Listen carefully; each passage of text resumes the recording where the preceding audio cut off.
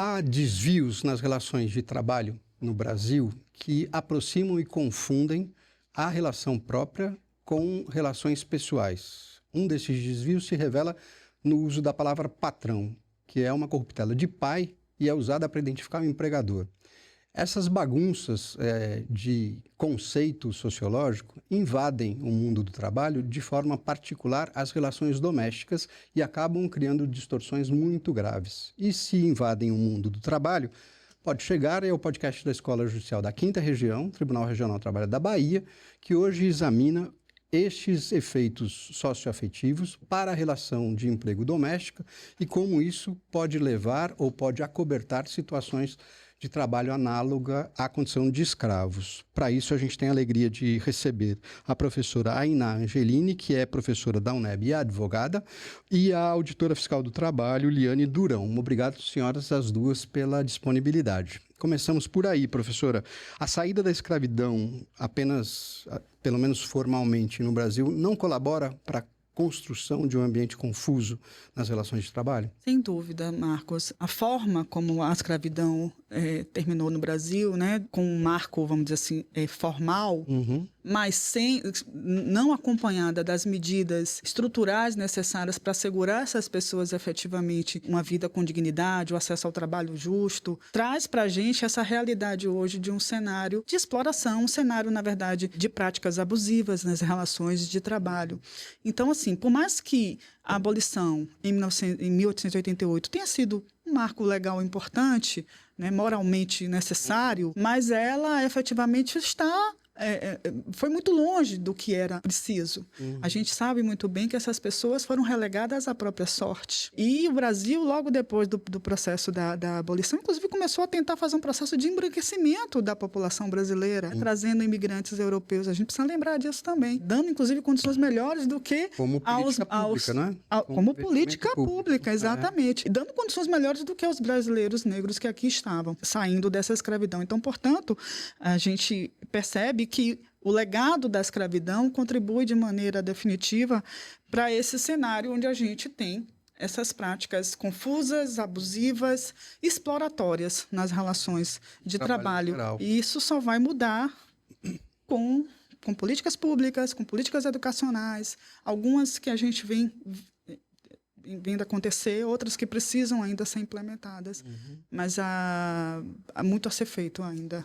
Perfeito. Liane, isto voltando os olhos para a categoria das empregadas domésticas, né? São preponderantemente mulheres que ocupam essa função e vamos tratá-las no feminino. Se torna mais grave? Se torna particular de alguma maneira?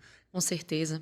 Essa categoria, como o senhor bem já trouxe, é uma categoria ocupada majoritariamente por mulheres e mulheres negras, que sofrem esses resquícios da escravidão já trazidos. Em tese, essa é a promessa, dar uma vida melhor e dar educação. Na prática, isso não se consolida. O que acontece é a exploração do trabalho que começa com o trabalho infantil dessa menina negra e termina com o trabalho, muitas vezes, em condição análoga de escravizado. Então, com certeza, esse trabalho que foi naturalizado como se fosse da família, né, afastando essa relação de trabalho, ele se apresenta muito na atividade doméstica. E que por muitos anos o Estado fechou os olhos para isso. Por muitos anos, nós mesmos, auditores fiscais do trabalho, a gente não fiscalizava o trabalho doméstico. Era uma categoria que não tinha o olhar do Estado. Então, hoje a gente, às vezes, resgata uma trabalhadora de 80 anos. Essa trabalhadora não chegou lá agora, essa trabalhadora chegou 70 anos atrás.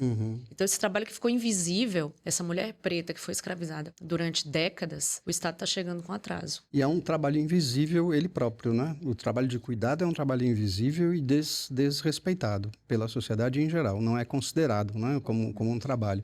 Tanto que quando a gente vê os aquecimentos cíclicos da economia, com a abertura de novos postos de emprego, esvazia-se o mercado de trabalho, a oferta de trabalhadoras domésticas cai muito, né? Porque a pessoa já não se sente confortável com aquela posição e procura deslocar-se. Mas isso que lembra a Liane e a professora Ainá é muito grave, essa história de era da família, fazia parte da família. Como é que isso nos perturba, né? Para divisarmos? Porque, veja, falando com alguma objetividade, há uma relação muito próxima, né? Sim. As pessoas que trabalham dentro da casa de família, essa é inclusive a dificuldade da fiscalização, né? O sigilo que a família tem preservado, há uma relação muito, muito íntima. Eu já escutei uma palestra uma vez de uma advogada que, discutindo jornada de trabalho depois da lei de 2015, propôs o seguinte absurdo, com todo respeito, que ela não aplicaria para a empregada dela porque é a pessoa de mais confiança que ela tem no mundo. Por exemplo, fica com o cartão de crédito dela, logo exerce a função do artigo 62 da CLT, de ampla confiança, não precisa ganhar horas extras. Há uma proximidade inequívoca, as pessoas convivem no dia a dia, convivem com a parte reservada da casa, mas isso não pode obliterar a relação de trabalho, não é? De jeito nenhum. Primeiro, eu acho importante aqui pontuar, Marcos, assim, um lugar de fala aqui, né? Vocês me convidaram, eu sou advogada e professora de Direito Civil. Sim. E atuo especificamente na área de família e sucessões. Então, eu vim discutir afeto nessas relações. No direito de família, nós temos nos últimos anos uma luta incessante para que o afeto seja o ponto preponderante das relações familiares. Esse tem sido a nossa luta e muitas leis vêm sendo alteradas, inclusive o reconhecimento pelo Supremo da filiação socioafetiva, que foi realmente um grande avanço. Reconhecer que as relações podem se configurar, não apenas as relações paterno e materno-filiais, não apenas pela questão biológica, mas pela questão socioafetiva. Então, lá a gente tem essa conotação. Vocês me trouxeram aqui para falar das relações afetivas no âmbito familiar numa perspectiva inversa. Isso, para mim, foi muito interessante e muito desafiador. Então, já lhe agradeço por isso. E discutir dentro dessas relações tão complexas, que são as relações com os empregados domésticos. Né? Essa expressão realmente, Liane, né? De que é como se fosse da família. É como se fosse da família. Mas, inclusive, essa expressão já diz tudo, porque não é. É como se fosse. É como se fosse. Senão não era como se fosse. E aí eu lembro de... Pagar menos, então, né? Não é não pagar, porque é como se fosse. É como se fosse da família. É uma pessoa da família de segunda categoria. Sim. Claro que é uma confissão. Né? E aí eu me lembro de um filme incrível que nós temos, vocês já devem ter visto, Que Horas Ela Volta, com a Regina Casé, que é um dos filmes mais interessantes que eu já vi, recomendo para quem não tenha visto, mas que retrata de forma belíssima essas estruturas e essas relações, né? Da pessoa que mora na casa da família e está ali como se fosse, mas não é. Em determinados momentos isso fica muito claro. Então, na verdade, é muito triste que no Brasil, em razão, inclusive, dessa herança da escravidão, né? Essa herança de um processo de escravatura absurdo, né? E violento e longo, e que isso acabou se perpetuando, porque, na verdade, essas relações de trabalho doméstico acabavam, de alguma maneira, né? Refletindo esse legado da escravidão. E as pessoas passaram a atuar no ambiente doméstico, realizando todas aquelas tarefas que a gente se recusa a fazer, né, de maneira exaustiva. Não, mas eu trago ela para minha casa. E ela tem um quartinho dela, inclusive, aqui na minha casa. Né? A figura do quarto de empregada, inclusive, é algo que vale um podcast sozinho. Pensar nas estruturas dos nossos prédios e condomínios, como são construídos e como são construídos os quartos de empregada. Né? O chamado quarto de empregada. Não tem dimensão de quarto e não tem janela, em geral. A senzala moderna. Né? E a gente precisa dizer isso. A gente precisa assumir isso e assumir, inclusive, a nossa responsabilidade nisso tudo. Né? Então, é um desvirtuamento das relações. Então, se aproveita de um conceito de afetividade, de trazer para perto, para, na verdade, explorar essas pessoas. Né? Do ponto de vista da teoria feminista, por exemplo, dos anos 70, dos anos 80, se discutia muito essa reprodução de uma cultura paternalista, né? Já quando a gente vai discutir o decolonialismo, a ideia é demonstrar que isso é uma reprodução de uma estrutura de poder colonial. Mas, de toda maneira, a gente está falando de exploração. Porque o trabalho doméstico talvez seja o mais emblemático para a gente discutir estrutura de classe, estrutura de raça e de gênero. É onde a gente consegue ver tudo isso de uma maneira muito... porque a intersecção pega as mulheres negras. Exatamente. Né? E por muito tempo, inclusive, o discurso feminista não as incluiu. Né? Temos que fazer essa meia-culpa. Então, Marcos,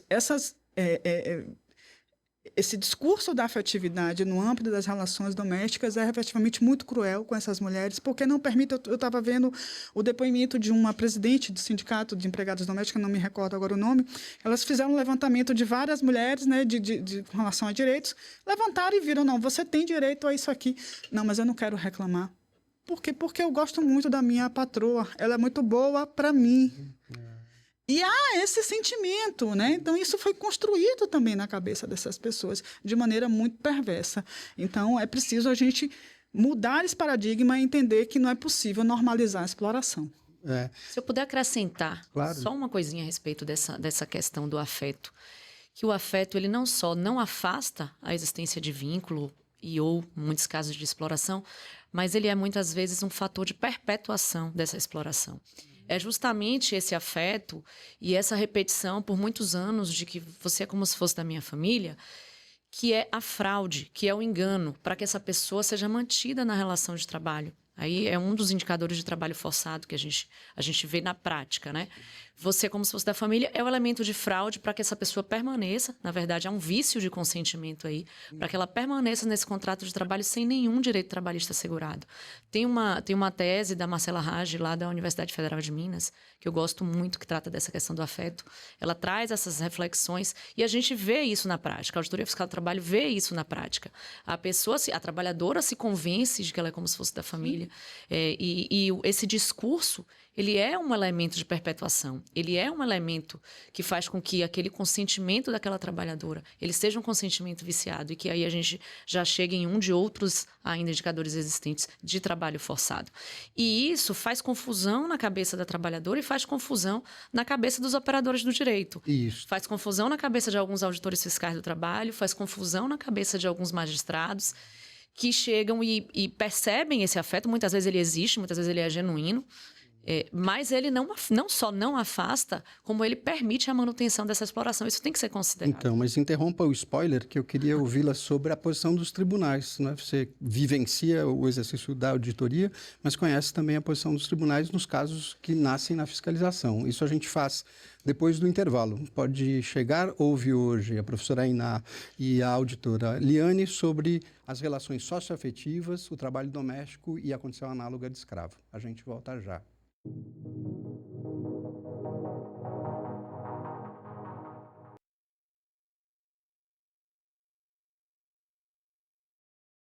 Pode chegar e examina os reflexos das relações socioafetivas sobre as relações de emprego doméstico que levam à condição análoga de escravo. E paramos antes do intervalo, Liane, com a pergunta sobre como é que pensam e agem os tribunais em relação a este problema do qual vínhamos falando, quer dizer, a mistura do vínculo socioafetivo com a justificativa de não reconhecer direitos. Essas decisões, elas, na verdade, estão começando, né? Porque antigamente, como eu falei antes aqui, a gente não fazia fiscalização de trabalho doméstico. Então, tinham as reclamações individuais do próprio trabalhador, como tem em outras relações de emprego, que tem consciência de sua situação irregular e vai ao tribunal reclamar, vai à Justiça do Trabalho reclamar.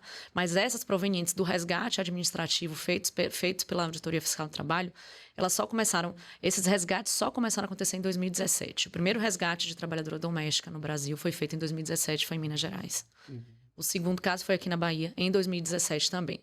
E aí, considerando que leva um tempo entre o resgate e a solução judicial? Isso, e a própria demanda judicial, né? O ingresso da ação pelo Ministério Público do Trabalho, muitas vezes junto com a Defensoria Pública da União, com as ações civis públicas. Então, as decisões elas estão vindo mais agora, estão surgindo mais agora, referentes a esse tema, do resgate administrativo feito pela Auditoria Fiscal do Trabalho. Aqui na Bahia, nós tivemos alguns acordos, então foram feitos termos de ajuste de conduta, então esses aí sequer chegaram no judiciário, e tivemos algumas decisões, mas de precedente negativo, que eu tenho conhecimento, tem só uma decisão muito, muito perigosa, eu diria, porque ela afasta não só o trabalho análogo de escravizado, mas ela afasta o trabalho aceitando a tese do como se fosse da família, de uma trabalhadora que veio para a capital criança e trabalhou a vida inteira, nunca teve oportunidade de estudar, nunca teve oportunidade de se relacionar.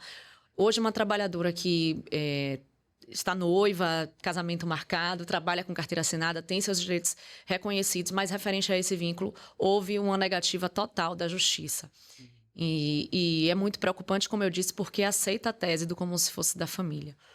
E recentemente também tivemos uma decisão negativa no estado do Ceará, também muito perigosa, porque fala como se os auditores fiscais do trabalho estivessem atuando de forma ideológica, já chegando no lugar condicionado a fazer esse resgate. Isso não é de maneira nenhuma verdade. Inclusive, nessa ação no Ceará, nesse operativo, foram fiscalizadas diversas demandas, diversos alvos, né, de supostos empregadores escravagistas, e apenas esse resgate foi feito. E assim é na maioria das operações no Brasil, tanto no combate ao trabalho análogo de escravizado em geral, quanto no de trabalho análogo de escravizado doméstico. A gente apura diversas denúncias ou faz diversas ações planejadas e o percentual de situações em que a gente caracteriza é muito baixo.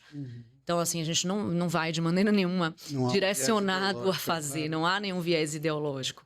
E então é muito preocupante por isso, porque o que é importante nessa cadeia, nessa política pública de proteção de todos os trabalhadores, mas aqui especificamente na trabalhadora doméstica, é a atenção de todos os envolvidos no Estado, né? Todos no poder estarem envolvidos em atuar contra essa exploração. Então, é importante que cada servidor reconheça o trabalho do outro servidor. O trabalho do auditor fiscal do trabalho que vai em campo, que conversa, sem a preparação daquela testemunha, sem que a testemunha tenha tido a oportunidade de ser instruída pelo advogado, esse trabalho ele não deve ser desconsiderado. É um servidor público também que está fazendo esse trabalho. Então, quando o magistrado ele se depara com um relatório de fiscalização do Ministério do Trabalho e Emprego, um relatório do Ministério Público do Trabalho, aquilo ali também é prova perante o juiz. E aquela prova ela não deve ser desprezada porque é a prova mais genuína que os senhores vão ter. Então, assim, a prova, obviamente, os senhores constroem em audiência também é uma prova importante que os senhores, muitas vezes, dão muita relevância, mas a prova que foi construída por outros servidores, ela é uma prova muito cara para não ser considerada e talvez levar a uma decisão que tenha sido enganada, que tenha sido produzida ali em audiência. Às vezes nem é enganada, às vezes há o afeto mesmo, como eu falei antes, mas não afasta. Então, a existência do afeto, às vezes visto ali na audiência, não deve desconsiderar todos os outros fatores. Então, voltando à pergunta, como são as decisões? Tem, para todo lado, por enquanto, tem decisão muito boa, mas estão começando. Tem essas duas decisões muito perigosas que eu citei, mas se eu for dizer, eu posso dizer que tem decisões mais reconhecendo o trabalho feito pela Auditoria Fiscal do Trabalho do que decisões desconsiderando esse trabalho, decisões aceitando a tese do como se fosse da família. Eu posso testemunhar a favor de vocês, porque eu concedo como juiz muito mais liminares autorizando as investigações do que depois tramito ações decorrentes do resgate. Então, não é toda semana, mas quase toda semana tem uma demanda ou do Ministério Público ou da Auditoria, ou dos dois, em conjunto, para eu autorizar a violação do domicílio, né? Mas depois não entram ação. Aliás, ao contrário, entra uma petição dizendo não era, né? E a gente não tem interesse mais. Essa população é gizada, é marcada, não é? É típica. Quem é o escravo brasileiro? O escravo brasileiro, em geral, ele é negro, de baixa escolaridade. Sim. Aí, aqui falando da trabalhadora doméstica, entra aqui esse traço, que é um traço peculiar do trabalho doméstico, que é o de gênero. São trabalhadoras mulheres. Então, vem a questão que a professora já colocou aqui, das mulheres lá da escravidão, e vem a questão da violência também. São pessoas que muitas vezes são violentadas pela sociedade, pela própria família. Pessoas de baixa escolaridade e de baixa renda. São pessoas vulneráveis por todo esse contexto, que precisam colocar comida em casa, precisam alimentar seus filhos e acabam se submetendo aí, de um modo geral, não só trabalho doméstico, acabam se submetendo a essas situações e muitas vezes não se enxergam nessa situação. Muitas vezes acham que estão em situação melhor. A gente já teve muita dificuldade de tirar a trabalhadora doméstica dessas situações, aí pelo afeto, pela gratidão. Sim. E pelo sentir que está em situação melhor. Mas às vezes ela pode até estar em situação melhor, morando numa casinha um pouco melhor do que ela morava. Mas isso não dá o direito do empregador se aproveitar dessa situação, se aproveitar daquela mulher negra, vulnerável, de baixa escolaridade. Não promover a educação, não permitir que essa mulher frequente a escola. Na maioria dos casos que a gente vai, tem escolas próximas, escolas públicas próximas, e não é permitido que essa trabalhadora vá estudar. Por vários motivos, né? Um, para que ela não saiba seus direitos. Outro, porque ela tem que trabalhar. Sim. E o terceiro, e muito importante, para que ela não desenvolva relações, para que ela não faça amizade, para que ela não veja a vida além daquela vida da outra família. Ela vive a vida da outra família. Sim. E aí, por isso mesmo, ela se submete. E até acredita que vive, né? Acredita que ela tem que ser grata. A maioria dessas mulheres, ela é muito grata. O trabalho precoce, Ainá, também faz parte desse ciclo, não? A criança que trabalha desde criança tende a ser depois uma dessas figuras. Sim, sem dúvida, Marcos. Mas eu só queria pegar um gancho um pouco no que a Liane trouxe para a gente, né, sobre essas duas decisões. E eu fiquei aqui curiosa de perguntar a esse magistrado, vai oficiar a vara de família para determinar o reconhecimento desse vínculo socioafetivo e, portanto, todas as consequências decorrentes desse vínculo socioafetivo? As patrimoniais. Né? Todas as consequências decorrentes, né, do ponto de vista sucessório, né, civil de um modo geral, alimentos, etc. Dever de alimentar, né? Então, eu fico com essa curiosidade. Eu nunca vi, tá? Né? Não é? Se a senhora souber de algum, me mande. Eu perguntaria isso ao magistrado. Mas desculpe, porque a alegação é da defesa. Né? Ele nem pode dizer, não, o juiz inventou essa história. Não, ele disse, é da minha família. É então, da minha família. Seja, então, né? E as consequências de ser desta família? Elas não são atendidas. Né? Então, fica justamente nesse limbo, porque não é da família e não é trabalhador. Então, é o que esse sujeito? É um não sujeito. Né? É isso que, na verdade, essa decisão leva essa pessoa para o lugar da invisibilidade, né? Para o lugar de uma situação inventada. É uma vida inventada, uma família inventada para encobrir uma determinada situação. E isso, então, para mim, é muito grave a gente ter esses precedentes. Liane, acho que a gente precisa falar deles para efetivamente debater essa situação, porque, do ponto de vista meu, né, como professora de família, é muito triste que a gente tenha o desvirtuamento de vínculos que são tão importantes para a gente. Tão importantes para a gente, que tem tantas consequências, né? Mas, lhe respondendo, Marcos, sem dúvida, né? O trabalho precoce, a própria Liane disse isso, né? As meninas que vêm... E como a gente conhece histórias assim, das meninas que vêm das fazendas do interior, dos pais, dos filhos, aí vêm para a capital, meninas, né? Falando aqui especificamente do trabalho doméstico, vêm meninas com 12, 13 anos. Não, vamos para a capital que você vai estudar. Eu vou te levar para você estudar e ter outra oportunidade na vida. Quando ela chega aqui, ela descobre que, na verdade, ela vai atuar como babá, como empregada doméstica. Às vezes até matriculam inicialmente numa escola noturna, pública, mas aí com o tempo já não dá mais para conciliar com as atividades domésticas. E a própria pessoa às vezes se convence que ela não precisa daquilo, que ela tem naquela família tudo ali que ela precisa, né? Porque ela acaba sendo convencida a isso, justamente pelo que Liane trouxe, porque ela é afastada de muitas relações. Quando você começa a normalizar essa conduta de entender que crianças podem realizar determinadas atividades e elas começam a fazer isso muito cedo, obviamente, você vai normalizando aquela situação. Né? E sobretudo, para o próprio sujeito, que ele internaliza aquela situação. Internalizando que essa é a sua condição. Né? Que essa é a condição dele. Por isso que a Liane diz, inclusive, dessa dificuldade, né, que os auditores têm para resgatar muitas dessas pessoas, porque elas não se veem em outra condição. A gente teve um caso recente que foi... Né, comentário nacional, que é bem emblemático nesse sentido, né, que foi do resgate de uma trabalhadora na casa de um desembargador. E já era uma mulher de idade avançada. Depois da repercussão pública, não, a gente agora vai adotar ela formalmente, com todas as repercussões. Né? Foi a saída que encontraram para ficar menos feio, né? Vamos ser honestos. Mas por que não fizeram isso ao longo de toda a vida dessa mulher? Porque ao longo de toda a vida dessa mulher, ela não participou daquela família de forma intensa. Porque ela não tinha um quarto igual a das suas irmãs ou irmãos. Porque é isso que a gente está falando. né? Se é da família, por que o quarto não é o mesmo? Porque a escola não é a mesma. Não teve escola. Né? Tem um fator muito grave aí nesse porque caso. plano...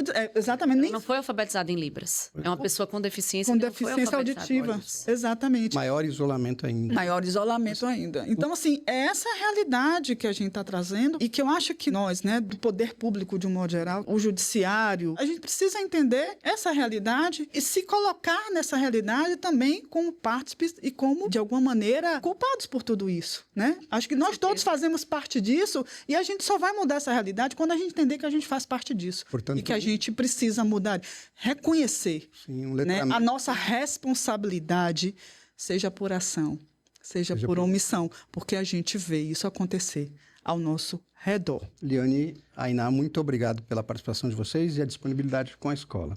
Este foi Pode Chegar, o podcast da Escola Judicial da Bahia, Tribunal Regional do Trabalho da 5ª Região.